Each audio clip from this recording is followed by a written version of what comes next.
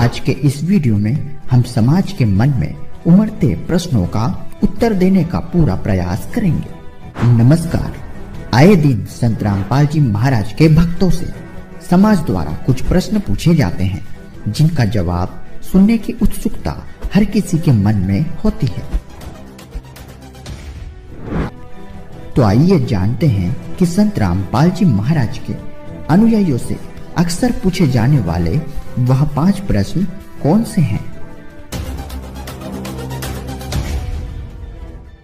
सबसे पहला प्रश्न, अगर तेरा गुरु संत रामपाल जी भगवान है तो फिर जेल में क्यों बंद है? यह सच है कि जेल शब्द अगर किसी के चरित्र से जुड़ जाता है तो जेल भोग रहे इंसान को दोषी समझा जाना लाजमी है।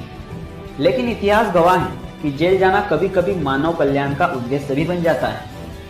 अगर जेल में जाने वाला हर व्यक्ति गुनहगार है तो फिर जेल में तो हमारे राष्ट्रपिता महात्मा गांधी जी भी गए थे। गांधी जी के जेल जाने से उनके चरित्र पर उंगली नहीं उठाई गई थी, बल्कि उस घटना को अन्याय के खिलाफ और मानवता की भलाई के लिए जनता द्वारा एक कड़ा संघर्ष समझा गया था। श्री कृष्ण जी का तो जन्म ही जेल में हुआ था, लेकिन उन्हें तारनहार कहकर पुकारा गया।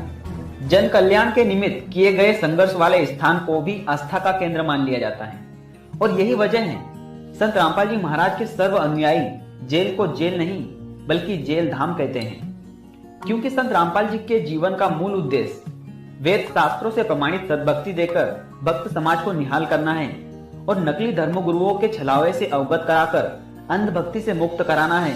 और इस प्रयास से नकली गुरुओं के अस्तित्व पर खतरा मंडराने लगा था। जब इन नकली संतों के नकली ज्ञान की दुकानें बंद होने लगी तो संत रामपाल जी महाराज के खिलाफ साजिशें होने लगी और उन्हें जेल में डाल दिया गया। और एक छोटा सा आश्रम था, इन दुष्टों को सुहाया नहीं, क्योंकि इनके अज्ञान की खाल उतार दी दास ने। इनसे भी आचार्यों की, शंकराचार्यों की, जितने भी मंडलेश्वर थे, ये डुप्लीकेट आदमी है, इनके पास तत्व ज्ञान नहीं है। लेकिन ये दुष्ट लोग हैं जो आचार्य, उन्होंने ये सोचा कि इस सच्चाई का पता लग गया, सारे रामपाल के पास चले जाएंगे, इनका कल्याण हो जाएगा और तुम्हारी दुकान बंद हो जाएगी। ये उद्देश्य लेकर उन्हें जुल्म ढा दिया। तो ये लोग कभी तैसी नहीं हो सकते, आज तक नहीं हुए। ये लोग स्वार्थी। और दास ने परमार्थ में शीश दे रखा है। जेल चाहे जान जाओ, जेल की तो बात क्या है, पर इसको ऊपर लाकर छोड़ूंगा।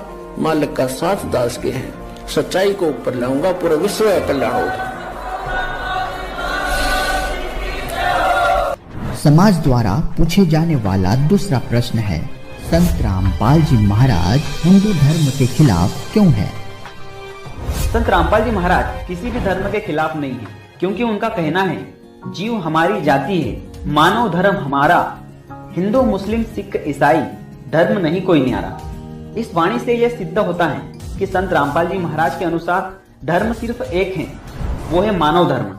जीव हमारी जाति है, मानव धर्म हमारा, हिंदू मुस्लिम सिख ईसाई कोई धर्म नहीं है न्यारा। तीसरा प्रश्न है, संत रामपाल जी महाराज खुद को भगवान क्यों कहते हैं? वह खुद की पूजा करने को क्यों कहते हैं?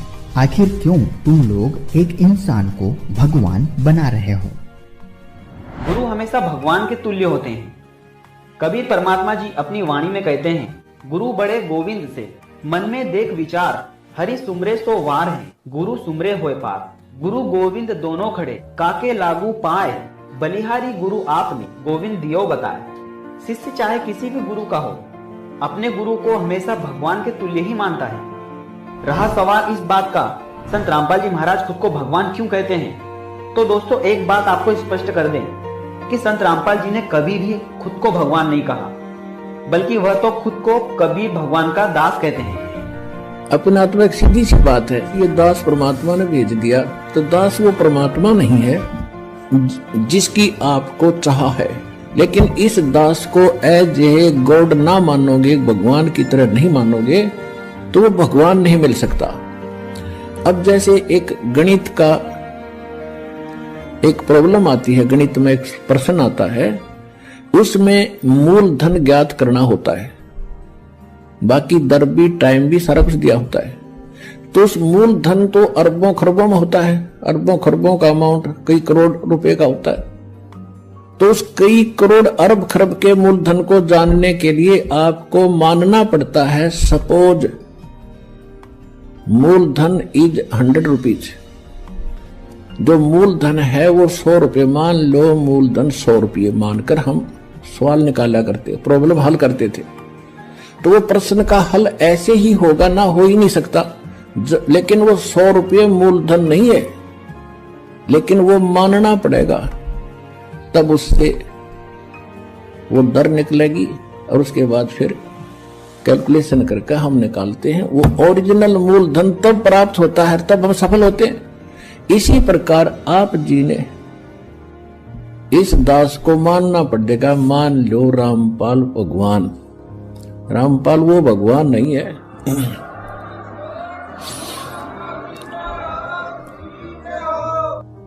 समाज में पूछे जाने वाला चौथा प्रश्न है, तेरे गुरुजी कोई चमत्कार करके जेल से बाहर क्यों नहीं आ जाते?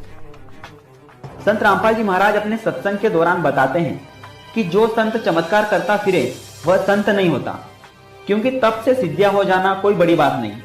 चमत्कार भी सिद्धियों से होते हैं, जिससे जनता को सिर्फ आकर्षित किया जा सकता है और भीड़ इकट्ठी की जा सकती है, जो कि मोक्ष मार्ग में बाधक है। दूसरी ओर संत रामपाल जी महाराज यह भी बताते हैं कि वो संत ही क्या जो चमत्कार ना कर सके। जरूरत पड़ने पर जो संत चमत्कार नहीं कर सके वो भी संत नहीं होता। आवश्यकता पड़ने पर तो सच्चा सद्गुरु असंभव कार्य को भी संभव करके दिखा देता है। संत रामपाल जी महाराज का जेल जाना दुनिया के लिए एक घटना हो सकती है, लेकिन यह भी सच है कि संत रामपाल जी महाराज खुद अपनी मर्जी से जेल गए हैं और अपनी मर्जी से ही बाहर भी आएंगे, क्योंकि यह सब कबीर परमात्मा की लीला है, जिसमें समस्त जनसमूह का हित छुपा है। जिस दिन संत रामपाल जी महाराज ने अपनी लीला समेट ली, उस दिन संत जी अपनी मर्जी से पलक झपकते ही जेल से बाहर होंगे। संत जो होते हैं चमत्कार नहीं दिखाते, और भाई वो संत भी नहीं जिससे कोई चमत्कार नहीं हुआ है।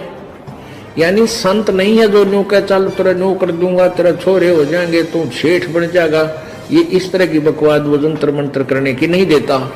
और वो संत भी नहीं जिससे दुख दूर ना हो, जिससे चमत्कार ना हो, यानी ऐसे अचंभित करने वाले सुख प्राणी को ना हो, तो वो संत भी नहीं है। परमात्मा कहते हैं धर्मदास जी, यहाँ काल ने घना ज्ञान फैला दिया, और जब मैं ऐसे सुख ना दो, चमत्कार ना करके दिखाऊं, दिखाते नहीं, उनकी वचनों से उनके वैसे हो जाते हैं बगैर किए ही।